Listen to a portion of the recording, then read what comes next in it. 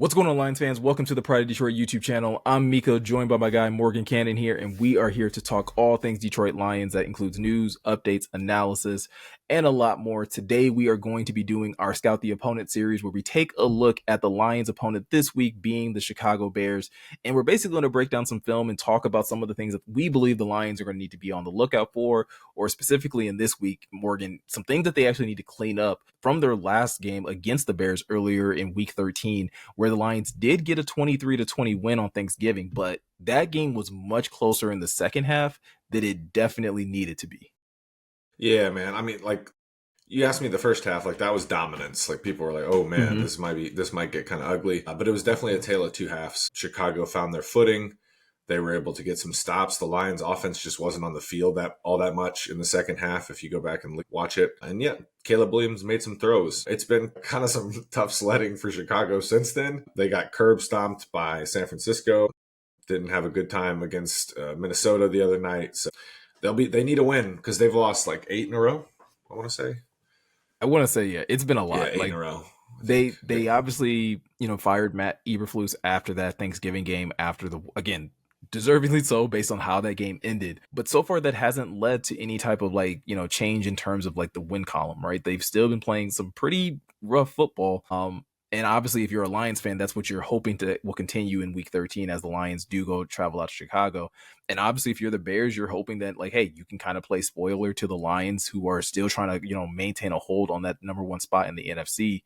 So there's still like something to play for, not necessarily in terms of like seeding, but at least, again, if you're a Chicago Bears fan, you're probably at least wanting your team to play spoiler to the Lions at this point. yeah, that's all they have. They're eliminated from the playoffs. It didn't look good against Minnesota in terms of like an effort level, like just at the naked eye. And then obviously we went back and watched some of the tape. But yeah, Chicago, they don't. I don't want to say they're checked out, but there wasn't a whole lot of fight once Minnesota, because Minnesota honestly didn't play all that well, and they won by what, 18? It was 30-12, I want to Yeah. say.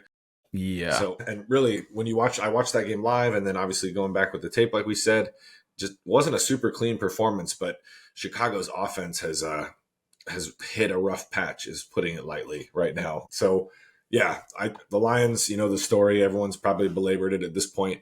The Lions haven't lost 2 games in a row since like October 2022. So, knock on wood. Y'all know how we do on this channel. But yeah, I think it's going to be a favorable matchup for the Lions coming off of that Buffalo game, where they can get.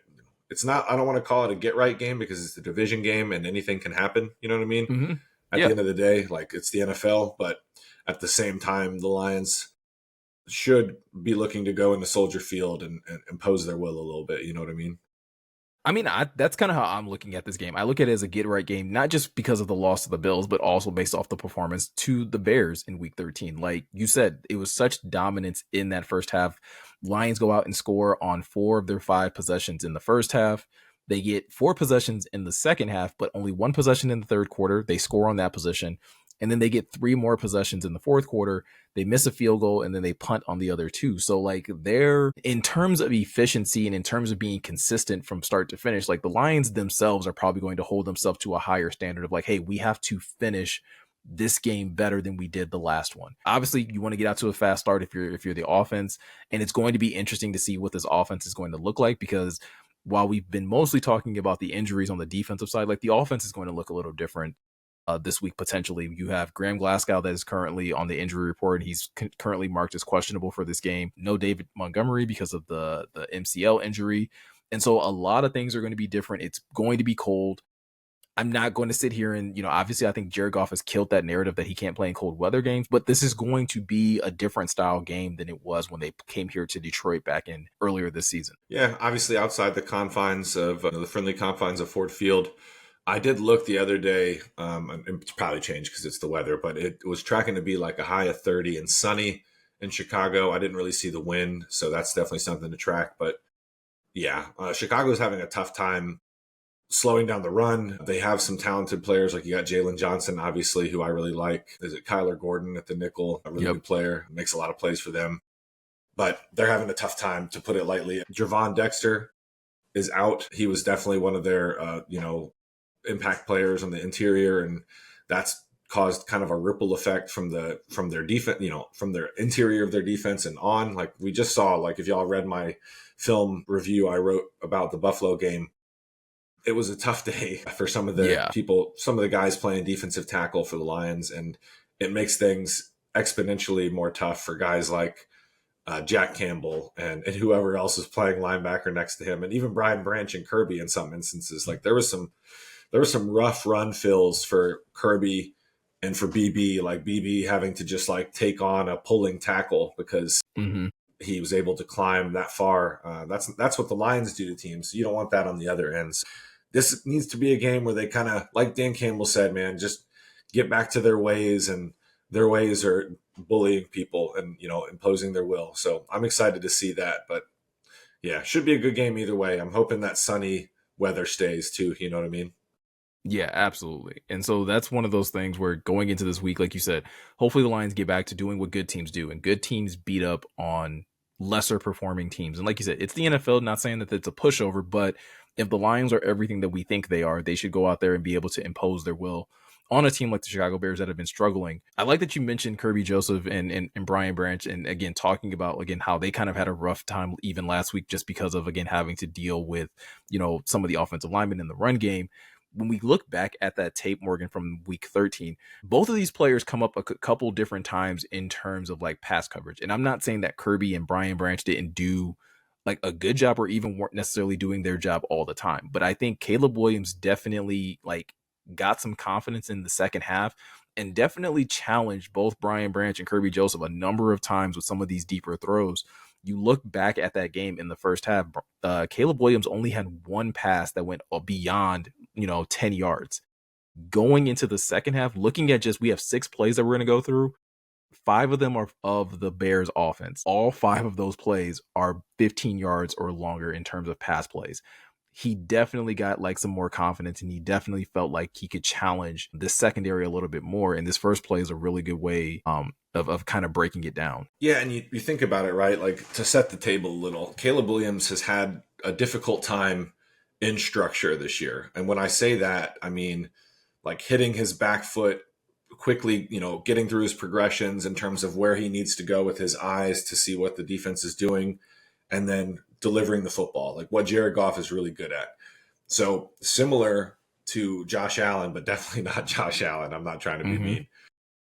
Caleb Williams, like he's going to be good at extending plays with his feet. It can get him into some trouble sometimes, as we've seen, whether he's getting sacked or turning the ball over or just taking really sometimes unnecessary hits. But this is a good one because he's able to extend the play. He acts like he's going to climb up in the pocket, maybe scramble, is able to get back, reset his feet, and just throws a dart. So it's asking a lot of your back end, right, Miko, to be able to cover this long. Yeah, it's asking a lot for them to cover this long, and at the same time, like it, especially if you're playing like type of cover two type shell zone where your safeties are trying to stay back and trying to keep things from going over their head, but then it also gives guys like and Keenan Allen this position to be able to just run through that zone and basically eventually come open. Yeah, and Keenan Allen does a good job of working, all basically where he's the sideline. And you can tell, and we talked about it before we hopped on, Kirby looks like he gets a little deep here. Like, if this is cover one, he needs to be as deep as the deepest man. But shoot, he's got a good 20 yards there, in between. So Between it him and makes it DJ difficult. Moore, yeah. Yeah, and Vildor actually has a good relationship with DJ Moore right now. And man, he's got actually a couple steps on him. So he's got him stacked up.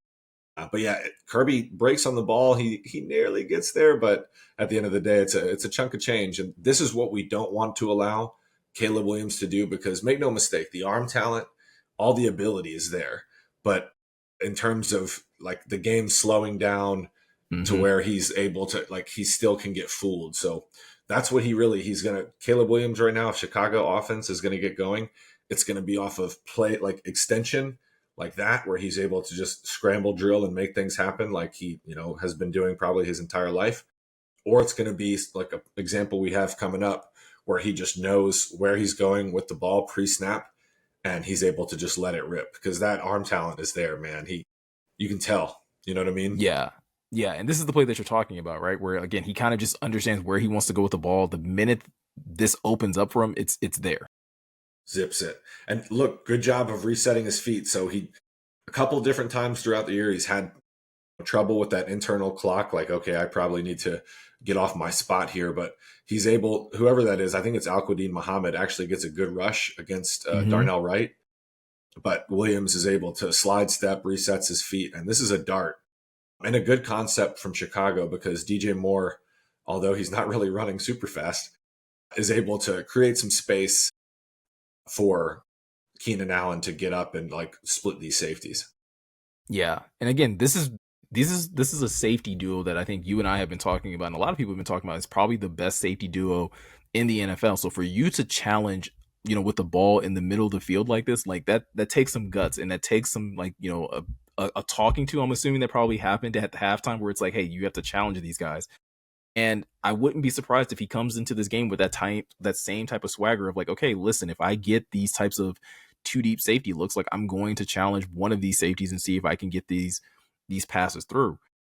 I would like to believe that Kirby and Brian Branch would both be a little bit more prepared this week for these types of play concepts. Yeah, I'm sure the defense wasn't super pleased when they had to go back and watch the second half tape because there was a lot of almost. Like the first play, we Mm-hmm. had an almost with Kirby breaking on the ball from wherever he was in Timbuktu. And then, you had this one where, you nearly broke on the ball and were able to get a hand on it, but then it was able to, you had Keenan Allen doing the turkey in the end zone. Didn't like that, but it was a good throw. Made it 16-7. That was like the beginning of like, okay, maybe this isn't going to be over because we got so close to it being 23-0 with that Jameer fumble Yep. in the first half. And then this is the swing. So it's 16-7 after that one. Yeah. And the Lions do a good job of like responding right after this touchdown. They go on a really long drive in the third quarter, 9-minute drive. They get a touchdown. Bears get the ball back. And like you said, this is where the Bears are starting to get a little bit of confidence. And you started to kind of see it in this very next drive as well. And the Lions defense, for as good as they are in that secondary, like one of the things that has always made them a good secondary, in my opinion, Morgan, is their ability to communicate, is their ability to know where they're supposed to be and be able to trust that guys are going to be in the right spot. With this pass to Rome Odunze, I do think there must have been some sort of miscommunication because you end up with two guys in the middle of the field. Both of your safeties like are basically touching shoulders in the middle of the field. And it makes it for a very easy play for Rome Odunze just to run by both of them and get wide open on this route. Yeah. And like this, when you watch tape, you come to instances like this and you'll watch the play like probably a dozen times, let's say, through. Mm-hmm. And really the only thing you can speculate a lot, but this is you're going to hear coaches call it a MA or a missed assignment. So somebody here was not in the right because if this ball was a little earlier or, not so close to the boundary where Adunze has to step out of bounds, he could have caught this and turned it up for a lot more / maybe a house call, right? Miko. Yeah. So yeah, this when you hear coaches talk about an MA, this is it because there is nobody near him. And then boom.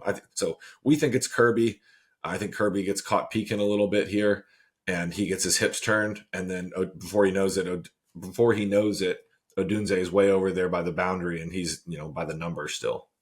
Yeah, and the reason we're speculating is because like Morgan has always said, like we don't know what the coverage is. This looks like too high, right? And if it's too high man, or if it's too high man, where basically your two safeties at the top are covered, like basically covering zone, they both have a half of the field that they're responsible for. BB has the right side. Kirby should have the left side. Kirby continues to drift further and further to the right side, which leaves the left side completely unaccounted for.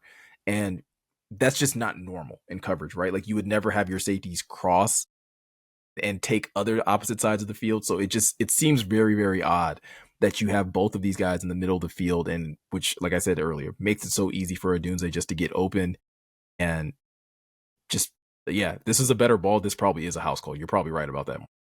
Yeah, if he throws it early. And to add more confusion, you had at the top of the screen, it looked like every like three players were in zone, and then at the bottom, you had Terrion and Malcolm who looked like they were in man. So it's one of those things where it probably was some like layers of miscommunication. To your point, Miko, because Mm-hmm. it can happen even if you are at home. It's loud.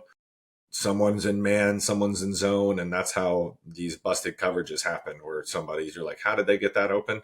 Typically, it's that kind of thing. Yep, 100%. All right, Morgan. The next play we have is another play where again I don't think this is so much a miscommunication. I think this is one of the few plays where it was just, again, great design call by Chicago on their end and catching the Lions in a blitz where you're sending more people than you can account for in the actual passing game. So again, well timed. The Lions are calling a blitz, the Bears call a screenplay, and it just kind of works perfectly for them. Yeah, this is almost like a perfect call for the situation because, like you said, Miko, the Lions, it's Malcolm and I think it's Jack Campbell run a linebacker blitz. They actually twist from where they start pre snap. And Chicago, just a great job of picking up enough to just give Caleb Williams time. And it's a great execution. Their center, their left guard, and their left tackle all get out in space and are able to get a block on somebody. And they don't get too far upfield because we looked at it before. We're like, I don't know, one of them looks like they're a little far upfield. But it was actually great execution. They were right where they needed to be. And a missed tackle, and that's it. Like, that's a chunk of yards. Look at that. They're down there almost at the 20 just off of one missed tackle. Swift's a lot of things. I know he's a polarizing figure among a couple fan bases now. But he's still a good enough athlete, right, Miko? If Yeah. he can run through some arm tackles and he'll make you look foolish in space. I was gonna say he's still he still at least has that in his tool bag where this is not a guy that you want to get into open space like this. This is not a guy that you want to have with a convoy in front of him, because things like this kind of happen. And like you said earlier, Morgan, like this is an MA on Zadarius Smith, and those are the types of plays that where again, this was 1st and 10. You have an opportunity to maybe put them behind the sticks, or at least again not have them feeling like, oh, anything that we can call it is working. And so you have a play like this that goes for over 20 yards, over 25 yards, and in fact, and that makes it that much easier for them to get another score, making this game even closer. Putting it to what I think it was 20 or 22-13 at this point. So again, the Bears are 23-13, my bad. And Yep. so the Bears are inching that much closer. And at this point in the game, you're hoping that okay, look, the Lions are going to get the ball back. The offense has been humming. It's the first time that they've gotten the ball back in the second half outside of that touchdown that they got in the third quarter. So it's the start of the fourth quarter. They're finally getting the ball back. And I think the Lions, again, this is another MA in my opinion, in terms of giving yourself some more room, giving your defense some more breathing room, extending a drive so that those guys can even get a rest a little bit. And this is a little rare between Jared Goff and Amon-Ra St. Brown with a miss connection here on third down. Yeah, and it's just not perfect execution on a concept that they've actually really got down. Like they run this in the red zone. What they have is they have Amon Ra like not necessarily in the slot, but shorter splits. So like he's got some room to the wide side of the field to where he has a little space. So he's good at creating space off of like right off the line of scrimmage. Gets a little bit of room, but yeah, Goff just a little bit of a misfire, right? Like something they normally Yeah. hit on. But yeah, I was disappointed too because this is when the Lions, you guys know, if you're familiar with the channel, you know what I'm about to say. Complementary football, and this was not because your defense had been on the field for a little bit. You're not able to convert here, and it's 23-13. But then, as we know, it ended up being 23-20, and yeah, this is where you gotta execute. This is a money down. Yeah. We're talking about a drive that was only a minute and 30 seconds. You end up having to punt here. And this is the second throw that Jared Goff had actually missed on this series. This was 3rd and 7. On 2nd and 7, he had actually had Sam Laporta on a bit of a corner route, overthrew him, threw that one a little bit high. That was going to probably be a tougher catch, but you have two opportunities again to be able to keep the drive alive. You're in actually really good field position as well. And so to be able to not be able to get any kind of points on a drive like this is really, really tough. But going back and thinking back on this game, like they do kind of bounce back, right? Like after giving up back-to-back drives where the Bears went and got touchdowns, they're finally able to force a punt. Lions get the ball back again. They unfortunately miss a field goal this time after, being able to march down the field. And that gets the ball right back to the Bears for the last play that we're going to break down. And Morgan, this one hurt my heart. It hurt my heart in the game, not because it goes for a touchdown, but because for who it goes, like who gives up the touchdown. We're big fans of Brian Branch over here, and I think there's very little that Brian Branch can do wrong. And I don't necessarily even put this on him. I am not a fan of this alignment that they decided to go with because I think it puts Brian Branch at too much of a disadvantage. But DJ Moore basically hits him with a double move off the line, and it's just a simple pitch and catch here. Yeah, and this is just I think a good like they're hunting for a matchup, and it doesn't matter because they have a lot of faith in DJ Moore because when he's on, he's difficult to deal with. But pre-snap, you'll see the Bears have three receivers towards the bottom of your screen. I'm assuming, like we're assuming here, but it certainly looks like cover one, meaning everyone's going to be in man across the board with Kirby as the lone deep safety just over the top. And to Miko's point, Kirby's over here towards the bottom hash, shading towards the side of the field with three receivers on it. But then you have DJ Moore operating out of the slot, and Brian Branch. You got to reroute him here because Moore is able to get off the line of scrimmage, puts a nice move on Brian Branch, to be honest with you, and then creates space and then stacks up Brian Branch. So it makes it an easier throw for Caleb Williams, and it's a dot. So it just drops it in the bucket, right, Miko? Yeah. And again, this is where things can start getting very nitpicky in terms of what people's responsibilities are. Like Morgan said, you have Kirby that's closer to the bottom hash there, shading more so to, again, probably the side that they deem as the bigger threat because of how many options are on that side.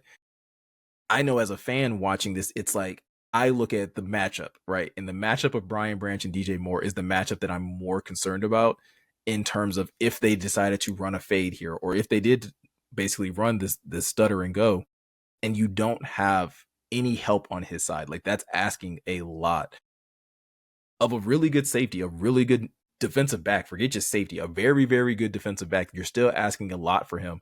And so again, it's something that I think if you're the Lions and you see this, like there probably is a mental note of like, hey, Kirby, if you see this, let's make sure that we're, maybe we stay a little bit more in the middle of the field and not necessarily tip our hand to Caleb Williams that like, okay, yeah, Kirby's not going to be able to get over to the left side of the field and be able to help on this.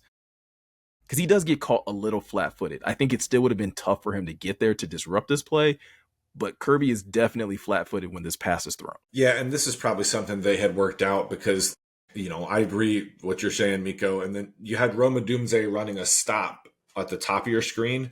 And again, having DJ Moore closer to the tackle, it just gives him more room to create space and make this an easier throw for Williams.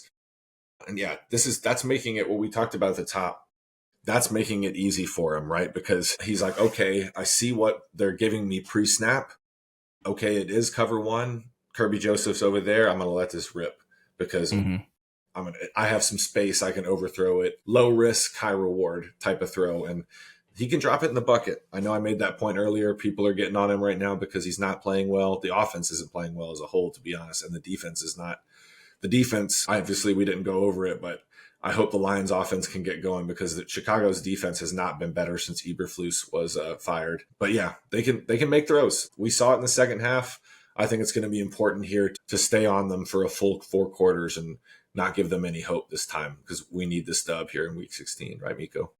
Yeah, I expect Dan to have this group coming in hungry. I expect them to be focused. I expect them to do what they've done a lot after, since Dan has kind of taken the reins here is after most losses, like you said, dating back to October, in 2022. Yep. Like they've responded very well to their losses and being able to go back to the film and be able to rise to the challenge. It's not lost on this team, Morgan. I think like at what's at stake, right? Like in terms of getting the number 1 seed, getting that first round bye, what that would mean to this team specifically. Like every team would love to have a first round bye, but what it would mean for this team specifically when you have so many guys that are like, at a point where they're just like, hey, if you guys can get to the postseason, if you can get deep into the postseason, you might be able to get some more bodies back. You might be able to get an Alex Anzalone back. You might be able to get a David Montgomery back, but it would make it so much easier on your entire roster if they had that extra week that they don't have to play football. And so Yep. Things could even become even more interesting if other teams are able to win some games or lose some games in the NFC. But as of right now, the Lions have to be able to contend and deal with what's in front of them. And right now, that's the Chicago Bears. As terrible a football that they might be playing right now, the Lions still have to come in focused. And I think this is a game where I think we'll see the Lions put up some points. I think because of the injuries on the defensive side, Chicago's going to get a couple drives off. I think we went through enough plays and we can see how that can happen, right? Like they're talented enough. Those receivers are still like that trio. While they haven't always all been clicking at the same time, is still a great trio. And Caleb Williams, while like you said, Morgan, while he's having his struggles right now in his rookie season, he still has enough in the tank to where he can have these types of flashes to make a blowout turn into a game after a couple, successful drives. Yeah, and at the end of the day, like Chicago's receivers lately have had trouble separating, like creating space for Williams to throw into. But one way to alleviate that is Williams extending plays and scramble drill, right? Because then it becomes Mm-hmm. hard for defensive backs to plaster, is what defensive coaches will use in terms of terminology. So yeah, I think there'll still be plays like that. To your point, I think my POD prediction was like 34-20. I think I want to say so. Yeah, Lions. I think That's what I'm thinking. I think I went 28-13, something like that. Uh, Yeah. I feel like the weather's going to play some kind of part, right? Like not necessarily just like, and maybe in how the Lions decide to approach the game or just performance, one of the two. But I think being outdoors in the middle of December in Chicago, I don't even want to go outside now. Like, right? Like, as we're about to wrap up this video, I got to go get food, and I'm not even looking forward to stepping outside of my own house. So I can only imagine how difficult the weather's going to be on Sunday when they actually have to roll out there 1 o'clock in the afternoon to play some football. Yeah, I just hope it said sun last time I looked. So hopefully, chat, let us know, in the comments. But it looked like sun, but we haven't seen the sun in Detroit in probably like I don't know, It's been some at gloomy least a week. days. I At was least gonna a week. say, yeah, it's been a little gloomy out here. So that's pretty much gonna do it for this video, guys. Again, like always, let us know your comments in this, or leave your thoughts and opinions in the comment section below. What do you guys think about this game? But how do you expect the Lions to approach it? Do you think that they'll learn from their mistakes from that they made in Week 13? Do you think this will be a blowout? Do you think it'll be more back and forth? Let us know all that in the comment section. Also, if you're looking for any more Detroit Lions content, you guys already know you can go over to prideofdetroit.com. Check out the latest articles that have been uploaded over there. There's a lot of injury news because obviously that's a big topic right now going on, finding out who's going to be available, who's probably going to be out. You can find all of that information over on the POD website. And if you're looking to stay tuned to any more content from us, all you have to do is hit that subscribe button, hit that notification bell. Those things help out this channel immensely. And yeah, that's pretty much going to do it. So I'm Miko. He's Morgan. Thank you guys for taking the time to watch, and we'll be sure to catch you guys in the next one.